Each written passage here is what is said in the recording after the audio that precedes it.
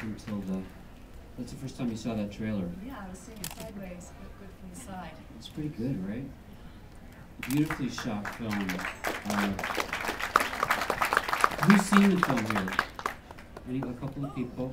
Okay, good. My DVD froze before the last half hour was John up. what happens at the end. Yeah, don't tell me what happened.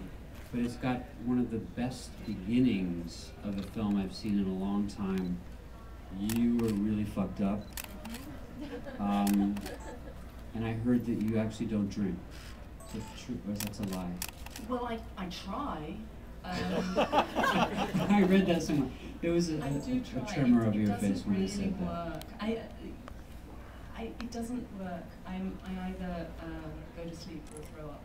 But when I came to do all the drunk stuff, I was a little hesitant until I realized that I've actually been pretending to be drunk for most of my adult life. Because I'm the one with all my drunk friends who's not really drunk, but pretending to be drunk and having just as good or possibly better time as and driving them home. And driving them home and letting the police in and turning the music down. I'm the designated driver. Oh my God. I wanted to show the opening scene in this because I keep coming back to Cassavetes as I was watching it, in the way that it was shot, and I don't think I've seen such a good drunkard since Jenna Rollins in opening night. And the film has this connection with Gloria Well, a bit, does it? The truth is that there's a kind of misinformation, rumor, myth about it being a remake of Gloria. Before we made it, there was a whole sort of idea that it was a remake of Gloria. It was never a remake of Gloria, as anybody who's seen the film can see. I think it was maybe the combination of the fact that Eric, Zonka, and I are both big Cassavetes fans, and the film involves a big old drunk woman and a boy with curly hair from Mexico. There was sort of an Which is the plot of but Gloria. And a gun. And a gun. And a single name title. Really? It is. I mean, go and see it and see what you think. But I think Cassavetes' project is really different. He's so much more interested in articulation, communication between people, and the truth is that Zonka is very much more interested, in my view, in isolation. And he has this kind of zoological way of looking at one person, and like a dung beetle, you know, and just he's the sort of David Attenborough, I think, of future filmmaking at the moment.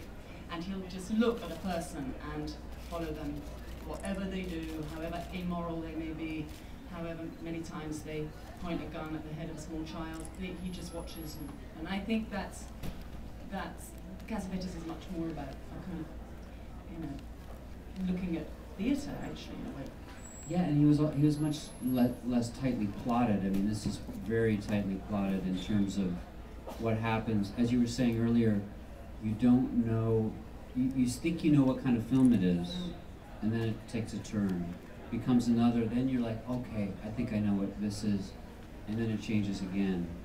And there's a beautiful scene, I won't give it away, but with the child in New Mexico, a beautifully lit, beautifully complicated and uncomfortable scene with the child. It's of what I've seen of the film is the heart of it. Because I haven't seen the last half hour. Well, there's another half of the film to go, and it ends up in a beautiful wedding. No.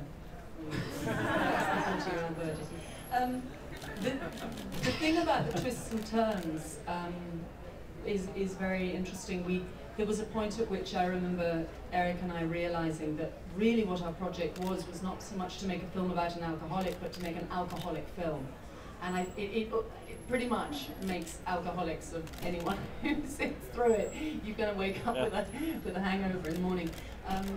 The way in which that kind of intoxication means that you think you know the plot, and you go, right, okay, I know this, I can drive this car, and then suddenly you're in a hospital and you're in something else, or you know, the way in which trying to grasp the narrative trope keeps changing. Slipping away from you.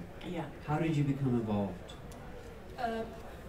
Eric, a very interesting way of having met Eric Zonka. I met him years ago, about 5 years ago, I think, or maybe longer, in Cannes, the Cannes Film Festival. We were both involved in vaguely official ways in the closing night celebration. So he was on a short film jury, and I was giving a prize.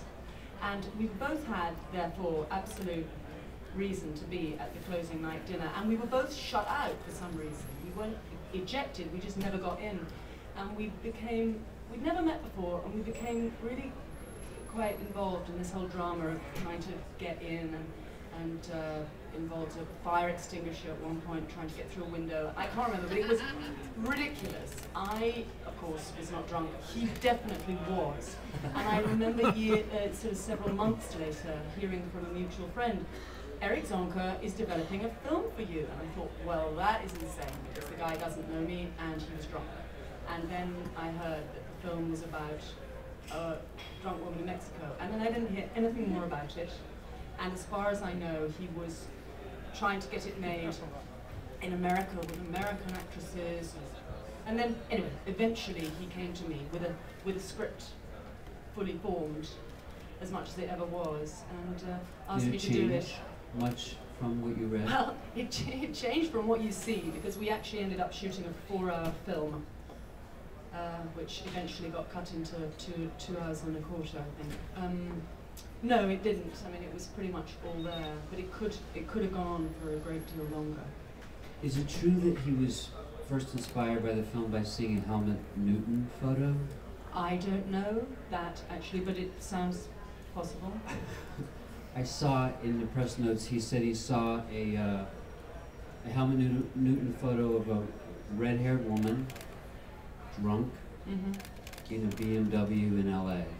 Well, there you have it. Except for the BMW. Right. She has some kind of... Have a BMW. She does? Yeah. A very old one, though. A very, very old beaten up one, yeah. Oh, that makes sense. It's, you know, we haven't seen Eric Zonka in a while on these shores, and I know he made Dream Life of Angels, which was actually his debut, which is a beautiful film. And then a film which I don't know if it came here, Le Petit Voleur. No, it was only shown on television. French television. It was made for Canal Plus. It's a really interesting film, The Little Thief, Le Petit Voleur, which in fact, it's always great when a filmmaker makes a third film, because then you can begin to see a link. You know, it's that you can begin to see what that voice is, and that film, Le Petit Voleur, has more in common with Julia in a way. It has that zoological dung beetle, David Attenborough thing. It has one character, really this young baker, who's completely disillusioned and decides that he's going to go to Marseille and become a thief. So he just decides to go and enter the underworld, and you know, you have to keep breathing through this really very reckless, very tough. I mean, he's pretty hardcore, Eric, as you can see. He doesn't pull his punches, but I love his cinema, because I think there's something so compassionate about the way he just goes, you know what? Keep throwing it at me, but I'm going to try so hard to kind of stick with you, and you kind of do eventually somehow. I remember The Dream Life of Angels being very affecting. If you remember, it was a woman who took over someone's apartment, like a sublet, and the woman was in a coma, and she finds out more and more about her life from, I guess she finds her things that she's written. It's the daughter. The mother and the daughter have given up the apartment because the daughter had a big accident and is now in hospital. Yeah. So they sublet it to these two girls, and one of the girls becomes completely fascinated by all the things in the room of the girl, and starts to go to the hospital and visit this comatose young girl. It's